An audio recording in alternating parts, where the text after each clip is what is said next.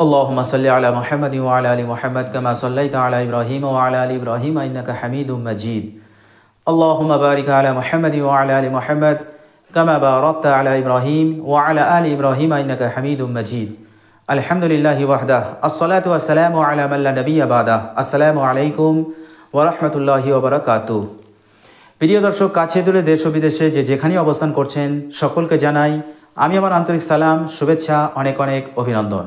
প্রিয় দর্শক, অনেককেই দেখবেন যে সকালবেলা ফজরের নামাজ পড়ে তারা কোরআনটা হাতে নেন এবং সূরা ইয়াসিন পড়তে আরম্ভ করেন। তো ম্যাক্সিমাম মানুষ যারা 5 ওয়াক্ত নামাজ পড়েন তারা ফজরের সময় সূরা ইয়াসিন পড়েন, যারা কোরআন তেলাওয়াত করতে জানেন। তো যারা কোরআন তেলাওয়াত করতে জানেন এবং 5 ওয়াক্ত নামাজও পড়েন, তো তেনারা সকালবেলায় ফজরের নামাজ পড়ে সূরা ইয়াসিন পড়েন। কেন পড়েন? এর কারণ কি? এর রহস্য কি আছে? এটা আমাদেরকে জানতে হবে। প্রিয় দর্শক, সূরা ইয়াসিনের গুরুত্ব মহত্ব সম্পর্কে বিশ্বনবী সাল্লাল্লাহু আলাইহি সাল্লাম যা বলেছেন শুনলে আপনি অবাক হয়ে যাবেন। হাদিস শরীফের মধ্যে আল্লাহ নবী সাল্লাল্লাহু আলাইহি সাল্লাম বলছেন, ইন্না লিকুল্লি শাইইন কালবান। প্রত্যেক জিনিসের একটা কালব হয়, দিল হয়। প্রত্যেক জিনিসের একটা দিল হয়। যেমন আমরা মানুষ, আমাদের একটা দিল আছে। পৃথিবীতে যত মাখলুক আছে, পৃথিবীতে যত সৃষ্টিজীব আছে, অল ক্রিচার্স দে হ্যাভ কালব, হার্ট। প্রত্যেকের কাছে কালব আছে, দিল আছে। তো আল্লাহ নবী সাল্লাল্লাহু আলাইহি সাল্লাম বলছেন, ইন্না লিকুল্লি শাইইন কালবান। প্রত্যেক জিনিসের জন্য কালব আছে। ওয়া কালবুল কোরআনি ইয়াসিন। আর পবিত্র কোরআনুল কারীমের কালব হচ্ছে, দিল হচ্ছে সূরা ইয়াসিন। বিশ্বনবী সাল্লাল্লাহু আলাইহি সাল্লাম সূরা ইয়াসিনের এই গুরুত্ব, এই মহত্ব তিনি আমাদের কাছে বর্ণনা করে দিয়েছেন হাদিসের মাধ্যমে। তাহলে বুঝতে পারছেন সূরা ইয়াসিনের গুরুত্ব মহত্ব কতটা। এবার এই কোরআনের দিল সূরা ইয়াসিনকে ফজরের নামাজের পর কেন পড়া হয়, এবার এটা আমরা জানবো। সূরা ইয়াসিন ফজরের নামাজ পড়ে কেন পড়া হয়? দেখুন, বিশ্বনবী সাল্লাল্লাহু আলাইহি সাল্লাম বলছেন, মান ক্বারা ইয়াসিন ফি সদরিন নাহারি।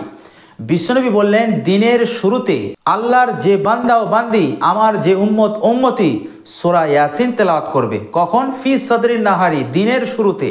তার মানে ফজরের নামাজের পরেই যে সূরা ইয়াসিন একবার তেলাওয়াত করবে, আল্লাহর নবী সাল্লাল্লাহু আলাইহি সাল্লাম কি বললেন? আল্লাহর নবী সাল্লাল্লাহু আলাইহি সাল্লাম বললেন, কুযিয়াত হাওয়াইজুহু। তার ইহকাল পরকালের সব হাজতকে আল্লাহ সুবহানাহু ওয়া তাআলা পুরো করে দেবেন। বলেন সুবহানাল্লাহ। কে বললেন? বিশ্বনবী সাল্লাল্লাহু আলাইহি ওয়াসাল্লাম। দিনের শুরুতে যে সূরা ইয়াসিন একবার তেলাওয়াত করবে, কুযিয়াত হাওয়াইজুহু, তার ইহকাল এবং পরকালের সকল হাজতকে আল্লাহ পাক পুরো করে দেবেন। আচ্ছা বলুন তো, আমাদের জীবনে কত হাজত আছে, কত প্রয়োজন আছে?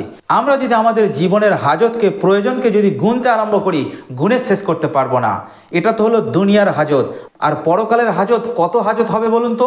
আল্লাহর নবী সাল্লাল্লাহু আলাইহি সাল্লাম এমন একটা ছোট আমল বলে দিলেন যে এই আমলটা করলে তোমার সব হাজত পুরো হয়ে যাবে। এই জন্যই বিশ্বনবী বলেছেন, খায়রুকুম মান তাআল্লামাল কোরআন ওয়া আল্লামাহ। তোমাদের মধ্যে বেহতার, উত্তম ওই ব্যক্তি যে কোরআন শেখে এবং শেখায়। তাহলে বুঝতে পারছেন কোরআন শিক্ষা করা, কোরআন তেলাওয়াত জানা, এটা কতটা লাভদায়ক, কতটা ফলপ্রসূ আমাদের জন্য, কতটা উপকারী। বুঝতে পারছেন? আপনি যদি কোরআন তেলাওয়াত করতে না জানেন, তাহলে আপনি এত বড় সুযোগ, এত বড় অফার আপনার হাতছাড়া হয়ে যাবে। আর যদি আপনি তেলাওয়াত করতে জানেন আর কষ্ট করে যদি আপনি সকালবেলায় সূরা ইয়াসিনটা তেলাওয়াত করে নিতে পারেন, 22-23 পারায় সূরা ইয়াসিন আছে। টোটাল আয়াতের সংখ্যা হচ্ছে 83টা।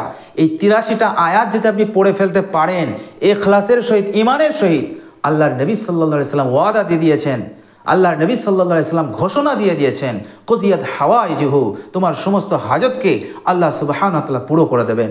তো প্রিয় দর্শক, আপনারা যারা কোরআন শরীফ জানেন, কখনোই আপনারা তেলাওয়াত ছাড়বেন না। সূরা ইয়াসিন তেলাওয়াত অবশ্যই করবেন, ঈমানের সঙ্গে, ইয়াকিনের সঙ্গে, ইখলাসের সঙ্গে। আর যদি আপনাদের মধ্যে কোরআন তেলাওয়াত করতে না জানেন, তাহলে আজ থেকেই শিখতে আরম্ভ করুন। যিনি জানেন তার দ্বারস্থ হন, তার কাছে গিয়ে কোরআন পড়া শিখুন, কোরআন তেলাওয়াত শিখুন।